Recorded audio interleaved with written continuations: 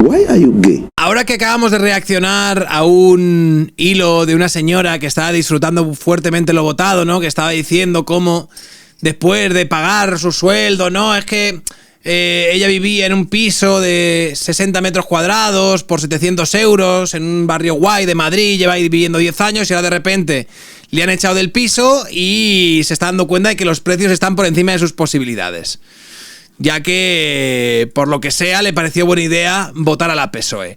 Bien, vamos a partir de esto a hablar de cómo ha bajado el nivel adquisitivo leyendo este hilo de Memorias de Pez, que parte de este mapa, que ya hemos comentado aquí un segundo, que ya habíamos leído, o sea, que yo ya había visto, pero que me parece cuanto menos terrorífico. Variación del salario real entre 1994 y 2024 en los países europeos de la OCDE en porcentajes. Luego la gente se pregunta por qué la peñita está desesperada y por qué hay gente que vota cosas extrañas, ¿no? ¿Qué presidente crees que hizo crecer más los salarios reales? ¿Aznar? ¿Rajoy? Pues nada de eso. La respuesta es José Luis Rodríguez Zapatero. Para calcular los datos he contado el año de llegada a la Moncloa como primer año de legislatura. Chavales, votamos las cosas incorrectas. Zapatero, necesitamos que vuelva Zapatero. Que devuelva lo que ha robado también, pero que vuelva Zapatero. ¿Cómo pongo?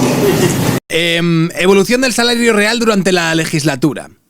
Dice, vale, pero igual hacer esto es trampa, ya que Rajoy o Sánchez solo han gobernado 6 años por 8 de Zapatero y Aznar. Y si anualizamos los datos, nada, los socialistas siguen arrasando.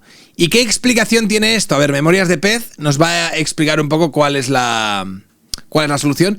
Y a lo mejor sí que la solución estaba en votar a la PSOE al final, ¿eh? A lo mejor nos sorprendemos. Paradójicamente, los años de la crisis de 2008 fueron los años en el que los salarios reales fueron más altos. Esto se debe a que la inflación era muy baja y la crisis destruyó sobre todo empleo precario y de baja remuneración. Construcciones, hostelería, temporales, etc. El paro era altísimo, pero los que trabajaban estaban bastante blindados. El sector público hacía de colchón y en aquel momento los convenios colectivos y la falta de flexibilidad salarial hacían que bajar sueldos nominales fuese muy difícil. Y lo de Sánchez se ha comido una gran inflación durante su legislatura fruto de la impresión de dinero durante el COVID, la guerra de Ucrania y los cuellos de botella en las cadenas de suministro. Entonces, ¿cómo es posible que hayan subido los salarios reales? Porque Sánchez ha subido el sueldo mínimo interprofesional de forma agresiva, desde los 735 hasta los 1.134, y el gobierno ha pactado con sindicatos incrementos anuales en el salario de funcionarios y empleados públicos. Pero esperad que hay más motivos. Se ha creado más empleo en sectores de mayor cualificación, tecnología, servicios avanzados y menor en los de baja remuneración. Tras la reforma de 2021 ha habido más contratos indefinidos que suelen tener sueldos más altos que los temporales. Desde 2014 el desempleo ha ido bajando, menos paro es igual más competencia por trabajadores en ciertos sectores, que es igual a más poder de negociación para pedir subidas. Esto se ve sobre todo en sectores con escasez de mano de obra, medicina, construcción especializada, etc. Y lo de Aznar, si España iba como un tiro, pues a ver, la inflación era alta, algo a lo que también ayudó la entrada en el euro, el modelo de crecimiento se apoyó mucho en construcciones, turismo y servicio de bajo valor añadido. Se creó empleo masivo pero con salarios relativamente bajos y poco margen de subida, lo que contuvo el crecimiento de las nóminas. Además llegó mucha inmigración a partir de 2000, lo que amplió la oferta de mano de obra y moderó los salarios. Durante su mandato se contuvo el gasto público y los aumentos pactados en convenios estaban muchas veces por debajo del IPC, lo que erosionaba el salario real. Las cláusulas de revisión salarial existían, pero en bastantes convenios se aplicaban con retrasos o con topes. Y hasta aquí la explicación de unos datos que seguramente no te esperabas. Si te ha gustado el hilo, solo te pido que dejes por aquí abajo un like. Entonces me imagino que aquí habrá mucha gente muy enfadada, ¿no? El salario real está muy bien, pero al final lo que cuenta es lo que te queda al final de mes. Yo también tengo un gráfico interesante que mostrar. El de cómo, a pesar de la subida del salario mínimo interprofesional, el gobierno se las ha arreglado para empobrecer más a las familias. Esto sí interesa. La presión fiscal, claro, hay gente que está sacando... A ver, yo me imagino que al final, con las gráficas, las estadísticas y todas estas cuestiones, puedes hacer un poco lo que te viene saliendo de la polla. Es decir, quien piense que en España se vive ahora mismo mejor que en 2007, creo que se fuma unos porros que yo no los recomendaría ni a mi camello más tozudo.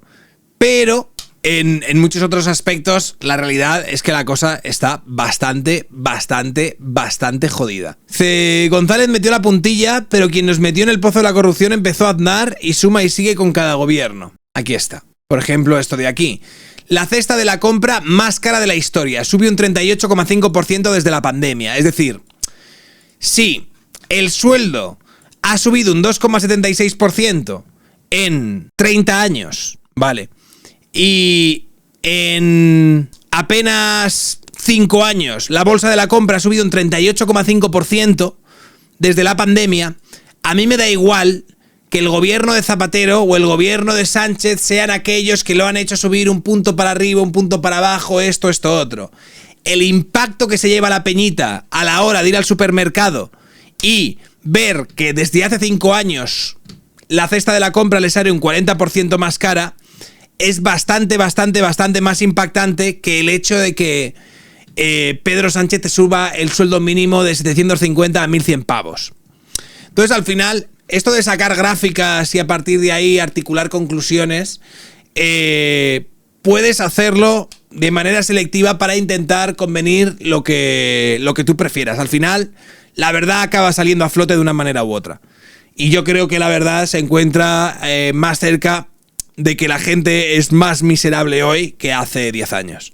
Pero, a lo mejor me fuma un porro, Sergio, que habla de salarios reales. Los salarios reales están deflactados por el IPC. La presión fiscal con Sánchez se ha disparado precisamente por la no deflación de los impuestos. Es una de las principales razones. A ver qué políticas han seguido los países en los que más ha crecido. No sé, yo creo que es bastante claro que nosotros hemos hecho las cosas bastante mal, ¿no? Mira Estonia. Buah, es que Estonia va como un puto tiro, tío. Pero, quiero decir, ya no te vayas a Estonia. Vete directamente a países que tenemos más cerca, tío. O sea, Portugal o Francia. Tío, ¿qué cojones han hecho para haber multiplicado su salario real por 20, tío? No sé, amigo Checarro. Why are you gay? Yo solo sé que sigo leyendo estas noticias y me pongo de mala hostia. El IBEX está en 15.000 y la deuda debe estar en... Tío, a mí me hace mucha gracia lo del IBEX porque ves a literalmente todas las cuentas progres sacar pecho de que el IBEX está en máximos históricos y qué putísima maravilla y qué bien va el IBEX y el rollo de tío.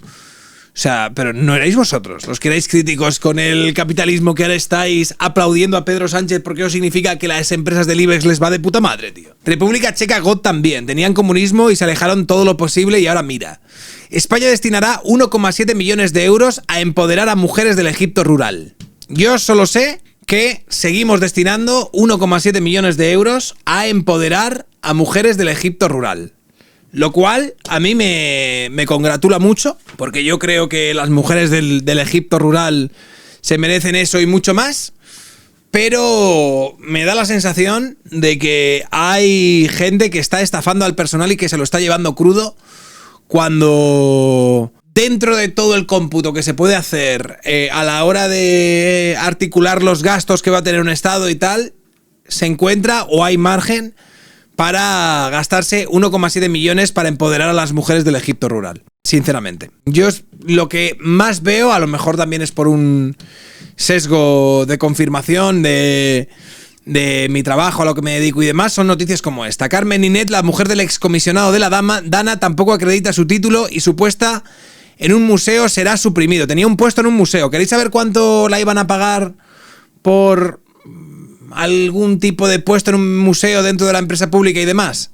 Un puesto público de 100.000 euros al año de subdirector de un museo valenciano de la ilustración y la modernidad. Tú imagínate que estás en una empresa pública que es un museo de ilustración y modernidad y estás dirigiendo ese museo, eres el subdirector y te están pagando 100.000 palos al año. Mucho más escandaloso que la falsificación del título es que exista un puesto público de 100.000 euros al año de subdirector en un museo valenciano de la ilustración y la modernidad y que ese puesto sea suprimible y suprimido a raíz de conocerse la falsificación. O me explican bien la importancia cultural de la existencia de ese museo como ente independiente o tiendo a creer que hay que cerrarlo o integrarlo en algún otro museo de verdad eliminando puestos redundantes.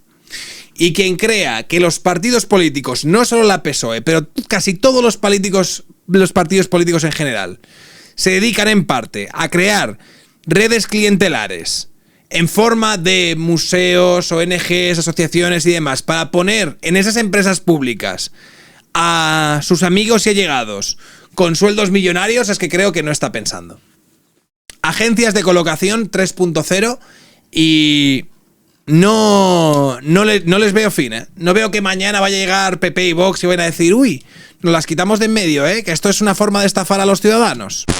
Why are you gay?